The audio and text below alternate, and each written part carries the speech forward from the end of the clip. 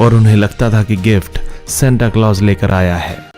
हर साल गिफ्ट की उम्मीद में हम क्रिसमस मनाते हैं, लेकिन हम में से ज्यादातर लोगों को नहीं पता कि आखिर सेंटा क्लॉज हैं कौन है असली सेंटा और क्या है उनका इतिहास।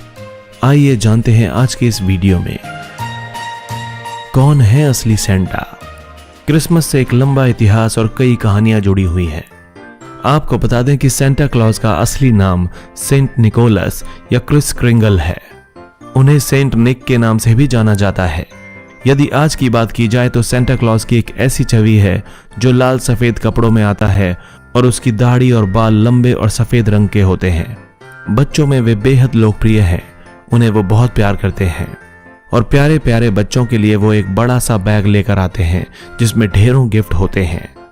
लेकिन इसके पीछे भी एक इतिहास छिपा हुआ है। कहा जाता है कि सेंटा क्लॉज नॉर्थ अमेरिका में रहते थे, लेकिन अब इसकी कोई पुष्टि नहीं कर सकता क्योंकि कुछ लोग कहते हैं कि वो उत्तरी ध्रुव की ओर रहते हैं। सेंटा क्लॉज एक संत तो थे, लेकिन उन्होंने शादी भी की थी। जिस महिला से उन्होंने शादी की उसका नाम था जेसिका, जिन्हें बाद में मिसेस क्लॉज के नाम से भी जाना गया। सेंटा क्लॉज को क्रिसमस फादर के नाम से भी जाना जाता है।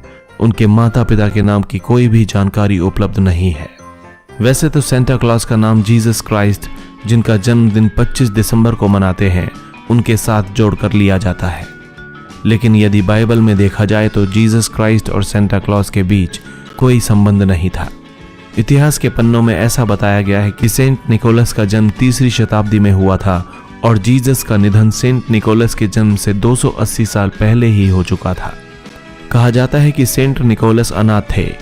उसके बाद उन्होंने बचपन से ही भगवान यीशु में अपनी माता पिता को देखते हुए उनकी भक्ति करनी शुरू कर दी। वे बड़े हुए और ईसाई धर्म के पादरी बन गए और बाद में वे बिशप बन गए। उन्हें शुरू से ही लोगों की मदद करने का शौक था।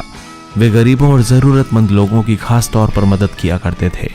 वे हमेशा जरूरतमंद लोगों और बच्चों को गिफ्ट देना पसंद करते थे, लेकिन ये सब वे अपनी पहचान बताए बिना करते थे। वे आधी रात में बाहर निकलते थे और बच्चों और जरूरतमंदों को उपहार दिया करते थे। वे नहीं चाहते थे कि उनकी पहचान कोई भी देखे या जाने, इसलिए वो बच्चों के सोने के बाद ही घर से बाहर निकलते थे और उन्हें उपहार दिया करते थे।